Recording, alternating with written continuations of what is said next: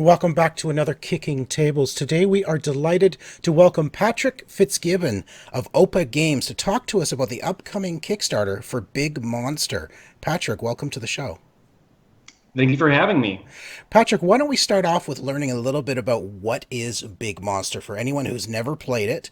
Why don't you tell us what is this game and how does it play? Yeah, absolutely. So Big Monster is a tile drafting game. It's for 2 to 6 players. It's 30 to 45 minutes. And essentially, you are on a scientific team. You're an explorer exploring a new planet it's just teeming with all kinds of alien life. And so essentially what you're doing is just going out and collecting these different species. And it's a little bit of a point salad, but really the tile drafting is at the core of it. The coolest thing about it is that it's got this really unique tile drafting mechanism, which is that when you're drafting, you can essentially pass your hand to anyone at the table. Oftentimes it'll be in a counterclockwise or clockwise direction. Right. In Big Monster, you can basically pass it. There's a little bit of real time there where you can pass it to other players of your choice. When you say real time, meaning once you're done choosing, you just give it to someone else, and could you somehow be stuck with your own pile, like with no one to pass to? How does that work? Yeah, that's a great question. So there's actually a couple of different modes. The main ones that I'll highlight are individual and team. And so in both of them, you essentially have that drafting mechanic where you can pass it to anyone else. And there's a little bit of, if you pass it to whoever, they have now had their tiles passed to them. And so no one else will be able to pass to them that round. Right. So that's what I mean by real time. And then you'll all reveal the tiles essentially.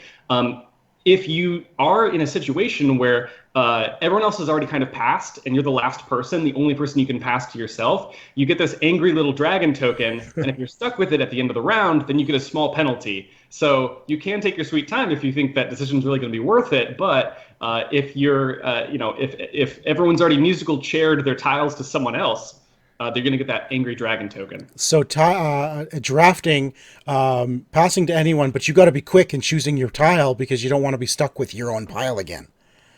So Right. you don't want to take your sweet old time. Now, Big Monster was originally released a couple of years ago, and it already had a Kickstarter, I believe, for the French version, if I'm not mistaken.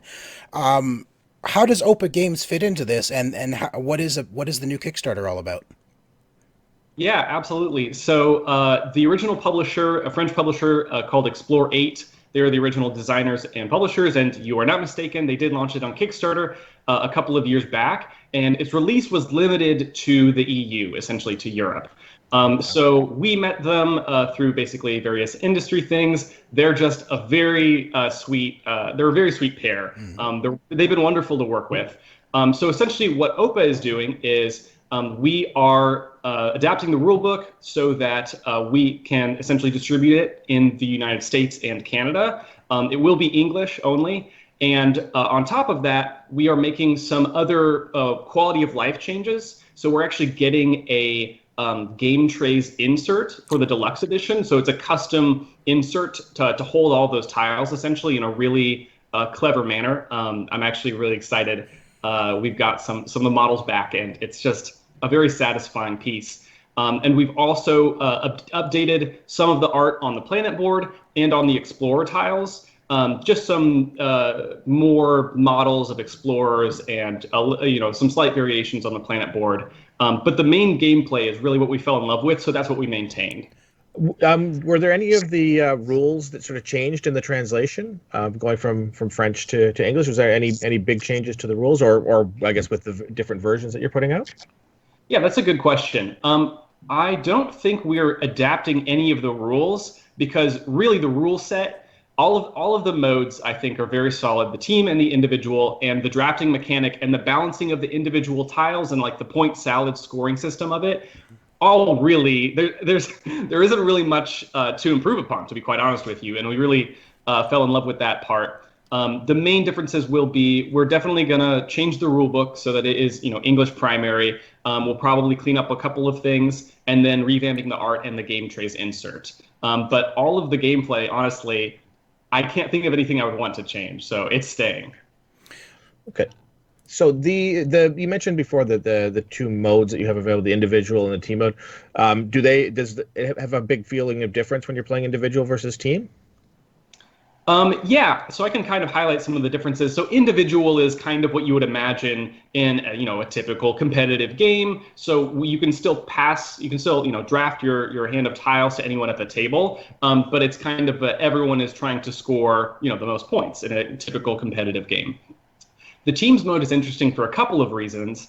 The first one is that you'll have teams of two.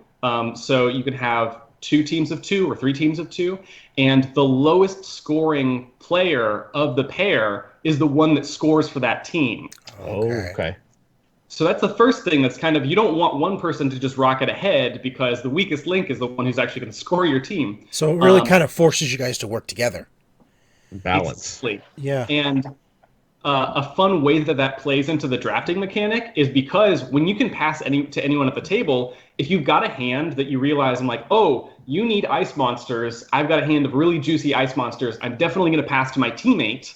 I can help them out that way. Or if I get a really bad hand, or if I say, oh, this has nothing that person on the other team has or wants, I can draft it to them instead because, again, you can draft to anyone you want. So you have this interesting decision of I can help my teammate, I could hinder other people, but I'm still making that split-second decision, and I have to pick one for myself, too. That's awesome. That's awesome. Now, other than team and individual mode, there's also apparently a separate two-player mode. Like, is it a different game for two players? Tell us a bit about that. Yeah. So for the two-player, it's a little bit more meted out. You aren't passing to anyone at the table, so you can take more time with your drafting decisions. Okay. And that is the primary difference, to be quite frank with you. It's more like what you would consider like a standard drafting game where each person looks at the options. There's no like frantic passing of tiles. You pick up what you want, you discard something, and then someone else gets to pick. So it's more like the standard cycle that you would see in a regular drafting game. That being said, it's still really fun. It just doesn't have the aspect of passing to whoever you want at the table. So it's got most of the stuff there. You can honestly, I think it's a good option for people who are maybe a little bit wary of, having the activity of passing things quickly. If they're like, that's too frantic for me, you can always still have that good meted out decision that's more focused on the strategy and lets you take your time. So where are you passing to then? Is there just a pile on the table? Like, what are you choosing the new pile from? Yeah, essentially what you have is you have, they're called series in the rule book, but you have tiles laid out that in a two-player game, you'll have 4 of these monster tiles laid out. And if I'm picking first, I will pick one of these 4 tiles, and then I will discard the other one. And then the other player will pick one of the tiles and then discard the other one. The thing is that you have 2 of these series to choose from. So essentially, whatever you pick, your opponent will also get a choice within that row. And so you're pitching both which row you want to pick from and give the options to the opponent player, as well as picking up the actual monster tiles within the row of 4 as well. So it's a little less drafting in that you don't get a stack to pick from. You're picking from a few that are on the table at that time. Is that what I'm understanding? Yeah, I would say it's still, yeah. I mean, you've hit the nail on the head there. In terms of it's more laid out versus private information when you're holding all of them, but really it is just a slower form of drafting of picking. Yeah. It becomes more like a deck builder at that point, kind of a deck builder type mechanic where they're on the table and you have to pick one and put it in your pile. Plus, you get that added fantastic feeling when you pick up one and your opponent goes, "Oh, I wanted that." That's right. Yeah. Or the even better feeling, you pick up the one that you want, and then you discard the one that you know that they want, so they have to pick between the last 2 options, and they. Oh, That's something Tico would do. I do that Yes. constantly. That's the way I play. So your new Kickstarter campaign, is it going to offer anything new from the original release? Yeah, that's a great question. So we kind of already talked about, I would say the primary thing would be the game trays insert. There's a lot of plastic bags in the original release, and they do a good job of labeling what's what. But I do feel like the game trace insert is honestly just going to take it to the next level. It is a very satisfying, storage solution, and I think it really brings up the quality of the game quite a bit. And then on top of the additional art that we're doing for the Explorer tiles and the rulebook and the planet board, we are keeping all of the gameplay the same. We might have a couple of stretch goals, but I'm trying to think if there anything that we would have that was not present in the original Kickstarter besides that's gameplay specific.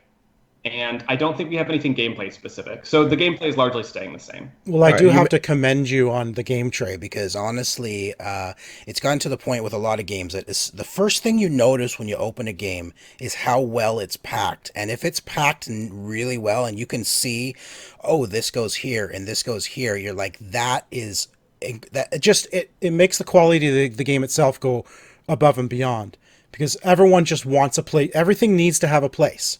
And if you just open up a game and there's nowhere to put anything except in a bunch of bags, you know, when there's a good tray inside the box, that's always a bonus. So kudos for that. How many times I've shoved the tiles back into the bags and then I pull it out for another game and I'm like, well, past Patrick did not do a good job.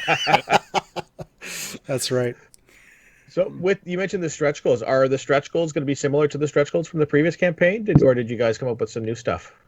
There's definitely some overlap. There are some bonus explorer tiles. So each player starts off with their own little explorer tile that they are kind of building off of with the monster tiles, and they have unique player powers essentially. So you might get bonus points for having more desert monsters, or you might be looking for certain other kinds of things.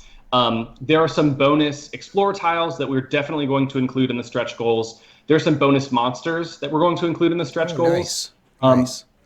There might be some component, just quality upgrades that were not present in the original Kickstarter. We're looking at possibly embossing the box and some other quality of life presentation upgrades. Those are the ones I can think of off the top of my head. That's awesome. This sounds a lot of fun. I mean, there's a lot of good reviews out there already because, as we said, it's a game that's already out in Europe, so people have reviewed it. Definitely look those up because the game looks like it's so much fun, and I'm glad you're bringing it also to Canada, so it'll come home to us. Do you plan to have it in retail, or will it only be available through the Kickstarter and then online through you guys? What's the plan there? Yeah, that's a great question. We plan to have it in retail, but of course, this is our first project. So essentially, it will be very dependent on the success of the Kickstarter. Our plan is that it will be available in retail because, I don't want people to miss the Kickstarter and then not have this game available to them because that's just a loss to the world, to be quite honest. Yeah. That's excellent. So the Kickstarter is September 29th, just a few days from now. And will it run for 3 weeks, 4 weeks? What's the plan there? I'll have to check. I believe it's 3 weeks. Okay. Excellent. Well, we wish you all the best on your campaign. I really hope it gets funded because I want to see this game on my table. And thank you, Patrick, for joining us for Kicking Tables. It's been a pleasure speaking to you. Absolutely. It's been a pleasure talking to you. Thanks so much for watching this video. If you get a chance, please check out Big Monster on Kickstarter. We're going to be live on September 29th. Please go ahead and go to the page and see if it's something that you're interested in. And this is something that you're already interested in. So why don't you go ahead and click that subscribe button for more awesome content from just so many creators.